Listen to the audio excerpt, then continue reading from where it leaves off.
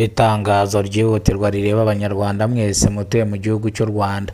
Iri tangazo rireba buri munyarwanda wese ufite ubwenegihugu bw'u Rwanda. Iri tangazo ni irya polisi y'u Rwanda. Polisi y'u Rwanda yatangaje ko gutwara ibinyabiziga cyangwa gutwara ikinyabiziga wanyweye ibisindisha bishobora kugushora mu manga y'urupfu ubwo wisanga wakoze impanuka mu buryo butunguranye nawe utazi. Ni mu gihe uzafatwa utwaye imodoka wanyweye ibisindisha uzahanishwa igifungo gikomeye cyane ubwo uzacibwa amande, imodoka yawe bakayifunga, nawe ubwawe ugafungwa. Ni mu gihe turi bagaruke kuri iri tangazo ry'abanyeshuri barangije cyangwa barangije ibizamini bya leta senior 4 senior 3 senior 6 ndetse n'abazahabwa impamyabumenyi ku rwego rwisumbuye rw'amashuri rwa kaminuza. Ni mu gihe ndi bugaruke igihe bazafatira amanota, uburyo bazayahabwa n'aho bazajya bagenda bayasanga. Nawe turaza kugaruka ku kigo gishinzwe amazi wasake ubwo cyavuze ngo amazi mu gihugu cy'u Rwanda ni munange. Ni mu gihe Kigali yose yahubanganye cyangwa bari bamaze iminsi bibaza uburyo ki bazabona amazi, ariko wasake abasezeranyije yuko amazi ari munange mu mujyi wa Kigali. Izi ni incamake rongeye kubanyuriramo cyangwa izi ni incamake mbanyuriyemo. Niba ari bwo bwa mbere ugeze kubona umuyoboro wa Kidasamura TV Rwanda, kora subscribe ukande ku nzogera kugira ngo ujye ubona amakuru meza mu gihugu cy'u Rwanda. Ubwo turakomereza ku itangazo rya polisi ikorera mu mujyi wa Kigali. Polisi ikorera mu mujyi wa Kigali yatangaje yuko gutwara ikinyabiziga wanyweye ibisindisha bishobora kugushora mu manga y'urupfu ubwo ibiyobyabwenge uba wanyweye bishobora kugukoresha cyangwa bishobora gutuma ukora impanuka kubera ko uba wiraye, kandi ikindi uba washije ubwoba. Abantu banywa agacupa, ubwo murahita munyumva cyane, bamwe banywa agacupa bakahita bigira bandiga bakumva ni abasore. Akenshi na kenshi abantu bamwe iyo banyweye nibwo bumva ko bafite imbaraga. Polisi rero yatangaje yuko umuturage cyangwa muturarwanda mwe mukora ingendo za buri munsi muzajya mubona umushoferi utwaye ikinyabiziga mukabona yasinze cyangwa mukabona yatwaye ibisindisha cyangwa mukabona ari kugenda zigizange mu muhanda, muzahamagare polisi kugira ngo itabarire ku gihe, nyaboneka mutarasiga ubuzima. Ni mu gihe muzamwirinze impanuka itateguye, kandi ni mu gihe muzamwirinze murinze na bagenzi banyu cyangwa n'ibindi binyabiziga mwahurira mu nzira.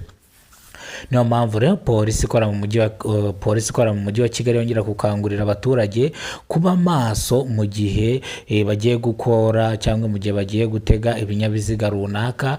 Iri tangazo rero impamvu ndishyizeho cyangwa ndibashyiriyeho ni ukugira ngo nimuzajye muba muri kugenda mu modoka muzajye mucunganwa na shoferi yuko atanywa ibiyobyabwenge cyangwa atari kugenda zigizage mu muhanda. Nimubona ari kugenda zigizage mu muhanda mumubaze ikibazo afite cyangwa mumubwire ngo parika ku ruhande, kuko nk'abagenzi murabyemerewe kubwira shoferi ngo parika imodoka ku ruhande. Mwemere no kumusohora mu modoka mu gihe mubona shoferi yaba afite ikibazo, ubundi mugahamagara ubutabazi bw'ibanze.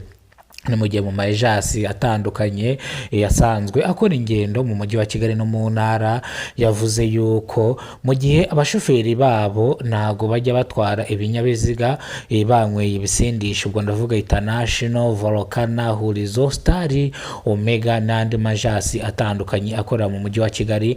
Ni mu gihe yavuze yuko abashoferi bayo iyo baje mu gitondo babanza kubacekinga yuko batasinze cyangwa batanyweye akabyeri kugira ngo bataza guteza impanuka zitateguwe ugasanga abantu bahasize ubuzima. Ni mu gihe polisi yabwiye bano bantu bakoresha mu majasi ko bagomba kugura utu tuteste duto bahuhamo bakareba ko utanyweye ibisindisha, ariko nabo babyemeye ko bagiye kubishyira mu bikorwa. Buri mushoferi yageza mu kazi mu gitondo bakabanza bakamupima bakareba nimba atanyweye ibisindisha, kubera yuko mu mwaka wa 2025 habonetse impanuka nyinshi ziterwa n'abantu batwara ibinyabiziga banyweye ibisindisha. Ubwo ngubwo ibinyabiziga bikabatwara ugashiduka bakoze impanuka. Murabizi ko mwino minsi impanuka tumaze iminsi duhura nazo cyangwa impanuka tumaze iminsi dukoraho inkuru, murabizi ko akenshi n'abashoferi babaga basinze ugasanga amahoho, amadina, amakamyo, amafuso yose bayaroshye mu mukingo kubera yuko banyweye. Rero aya makuru niyo nabateguriye kuri Kidasamura TV Rwanda. Kora subscribe ukore kunzogera kugira ngo uzajye ubona amakuru mu gihugu cy'u Rwanda. Nye mwarimo mubana mwana makuru nitwurinzwe n'Imana Emmanuel, ariko abanzi banze ku mazina ya Kidasamura. Ndetse nawe wakoze subscribe uruwa gaciro, ibyo tugezeho niwe tubikesha. Nawe utarakora subscribe nyabuneka ihangane ukore subscribe ukande inzogera kugira ngo udushyigikire, tuzajye tubona support yawe. Inkunga yawe ikenewe ni subscribe. Murakoze cyane, Imana ibarinde ibahe ubuzima buzira umuze.